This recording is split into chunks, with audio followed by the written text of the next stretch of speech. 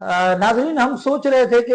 रियाज से जिद्दा जो हमारे ड्राइवर्स पाकिस्तानी ड्राइवरों ने कमाल महारत के साथ 700 किलोमीटर का जो फासला है वो तय किया। हम ये समझ रहे थे कि पाकिस्तानी ड्राइवर वहां पर हैवी ट्रैफिक से जो है वो उनको पता है कि हैवी ट्रैफिक किस तरह से रोड पे जो है वो उसको चलाया जा सकता है, किस तरह से उसको मैनेज किया जा सकता है। तो हम समझ रहे थे कि ये सऊदी में तो पाकिस्तानी ड्राइवरों ने सर अंजाम दिया, लेकिन उसके बाद क्या हुआ कि पाकिस्तान में भी ये कारनामा सर अंजाम दिया। उन ड्राइवरों को पहले तो मैं